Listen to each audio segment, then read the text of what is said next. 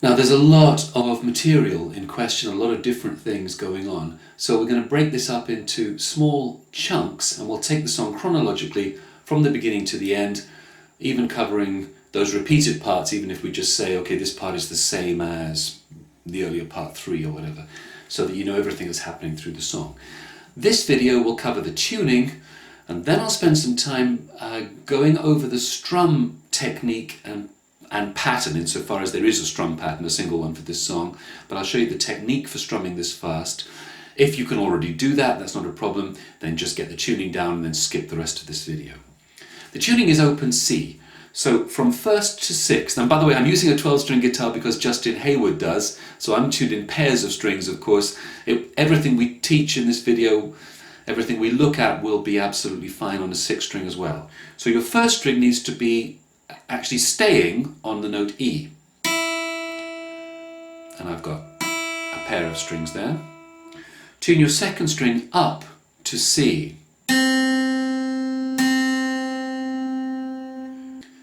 Keep your 3rd string on G.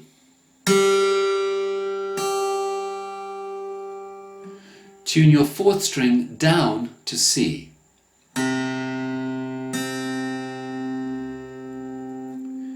Tune your 5th string down to G, and tune your 6th string down to C. Now when you do that the first time, just in case you haven't tuned to open tunings before, go back to the 1st string and fine tune it, because you'll find that in the process of moving all the strings, the earlier ones have drifted out again, so do a 2nd tuning to get it exactly right. That's open C. And we come in with this very fast strumming technique that I'm going to go into now. Here are the first 4 bars, which will be the subject of the next part of the lesson.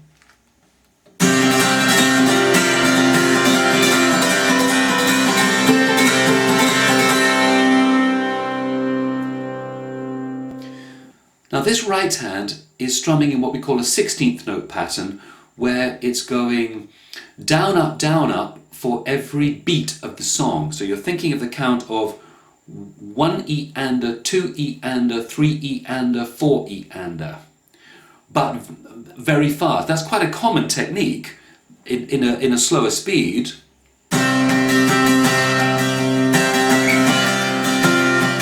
So you can see there, that's the same idea. 1 E-ander, 2 E-ander, 3 E-ander, 4 E-ander, 1 E-ander, 2 E-ander, 3 E-ander, 4 E-ander. What makes this so challenging is the speed at which he's doing it. Now the key to all 16th note strumming, and particularly as you get faster, is no tension in the wrist of your strumming hand. Absolutely none. It needs to be flopping, because you're going to strum from the wrist, not from the forearm in a big wide swooping down and up. Everything is coming from the wrist to get that speed in there.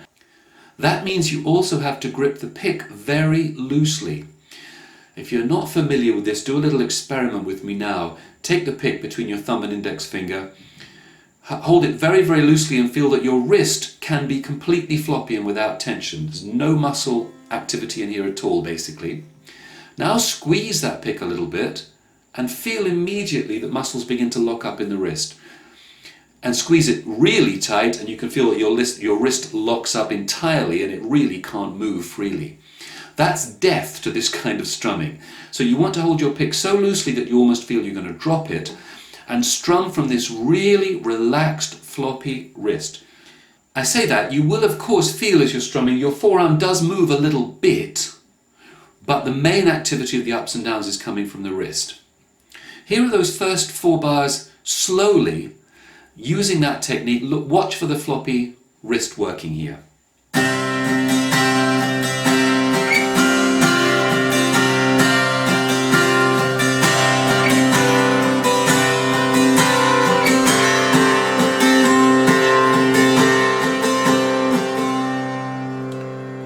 Get that feeling working and gradually begin to bring it up to close to speed. Get it a little bit faster, a little bit faster. You're looking to get to the point where that becomes so automatic, that freedom of the strumming hand, that the speed almost doesn't matter at all. You just get into a kind of autopilot mode. You're certainly at that speed not thinking after a while about downs and ups. And I'm going to go into the strum pattern in just a moment, what the downs and ups would be for a standard strum pattern. But Justin Hayward is varying it all the time. You don't want to think in terms of downs and ups once you've got past that slow speed. What's going to happen is you can hit every down and up if you want to, and you can just miss some. It doesn't matter which ones as long as there are 4 beats in the bar. Here's the kind of speed we're going to get it up to.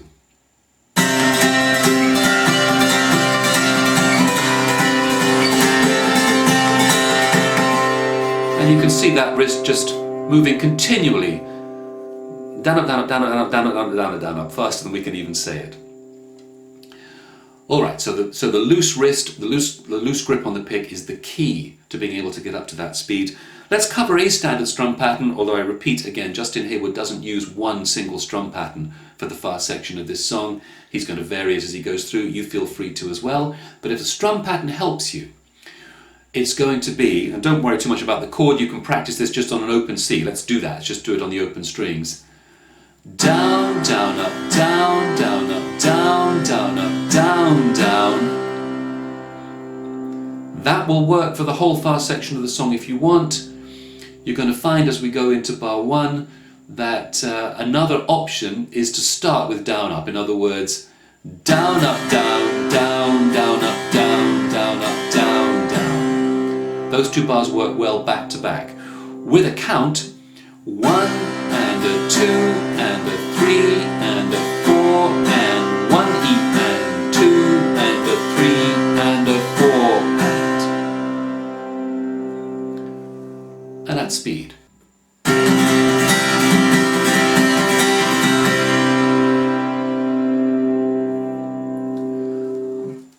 Alright, we'll leave it there for video number 1 to get you started with the general techniques, and in part 2 we're going to get into those 4 bars that begin the song.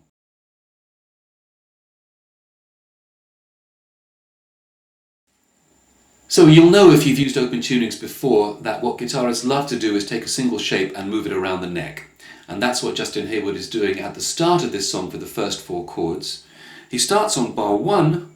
We won't even worry about the chord names. I'm just going to... The song sheet and the tab both show the chord names if you want them, but we'll just talk in terms of shapes. You want the 3rd and 1st strings at the 12th fret. It's going to come down to the 1st and 3rd strings at the 10th fret. So you're just moving that shape from 12 to 10, but notice that he moves it on the 4th beat of the 1st bar. 1 and a 2 and a 3 and a 4 and... Now he stays on that chord for the whole of bar 2, 1 E and 2 and a 3 and a 4 and. Putting them together, 1 and a 2 and a 3 and a 4 and 1 E and 2 and a 3 and a 4 and 4 and. Now he comes down to the 7th fret with the same shape, and that will come down to the 5th fret with the same shape, and the same pattern is used. 1 and a 2 and a 3 and a 4 and on the 2nd chord, and then you hold that chord for the 4th bar. 1 and a, or 1 E and 2 and a 3 and a 4 and. I'm going to play that sequence again slowly, and this time instead of calling the count I'll call the downs and ups. Down, down, up, down, down, up, down, down, up, down, down, down, up, down, down, down, up, down, down, up, down, down, down, down, up, down, down, up, down, down, up, down, down, down, up, down, down, down, up, down, down, up, down, down. I'll say again for the final time that that's an example strum pattern that will work if a strum pattern helps you. Justin Hayward won't follow that pattern slavishly all the way through. And now we'll close this first section of the song itself by playing that through at full speed.